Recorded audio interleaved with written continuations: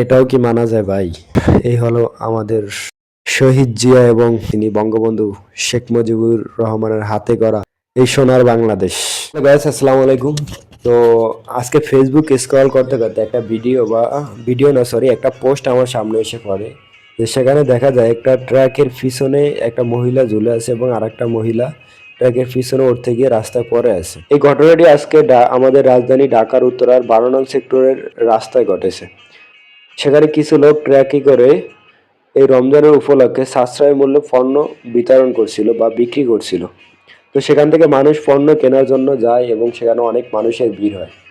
তো একটা সময় বিশৃঙ্খলার সৃষ্টি হবে এটা দেখে ট্রাকের মালিক কি করে, সেখান থেকে মানে জায়গাটা চেঞ্জ করার চেষ্টা করে। তো যখন ট্রাকের চালক ট্রাকটা টান দেয়, তখন সেখানে অনেক লোক ট্রাকের পিছনে উঠে যায়। সেখানে একটা মহিলাও ওঠে। ওই মহিলা ট্রাকের গতি না সামলাইতে পারে, সেখান থেকে পরে যায়, কিন্তু সেখানে তারপরে কেউ তাকে ধরে না, ধরে উঠানো হয় না। তো এই দৃশ্যটা দেখার পর অনেক খারাপ লাগলো আসলে। এই প্রেক্ষাপট দেখে আমার মনে হচ্ছে যে এটা বাংলাদেশ না, এটা ফিলিস্তিনি বা গাজার কোনো একটা জায়গা হবে। আমাদের দেশের ব্যবসায়িকদের মন মানসিকতা এতটা নিচে নেমে গেছে যে তারা যদি শোনে আগামীকাল কেয়ামত হবে, তাহলে যেসব কাফনের ব্যবসায়িক আছে, যারা কাপড় বিক্রি করে, তারা কাফনের দাম আজকেই বাড়িয়ে নিবে। কারণ তারা ভুলে গেছে যে তাদের একদিন মরতে হবে, তাদের কাছে তাদের টাকাটা বড়। তো কি আর বলবো, বর্তমানে বাংলাদেশের এই পরিস্থিতি।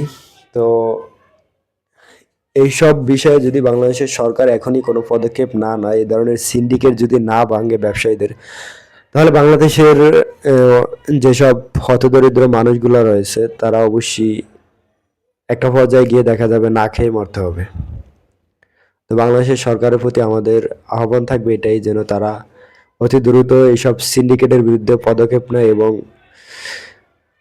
দ্রব্যের মূল্য মানুষের নাগালের ভিতরে নিয়ে আসে।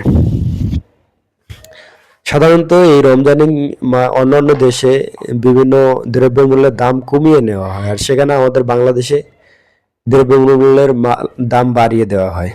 এক পিস লেবু কিন্তু এখন মানুষের 40 টাকা দিতে হয়। এটাও কি মানা যায় ভাই?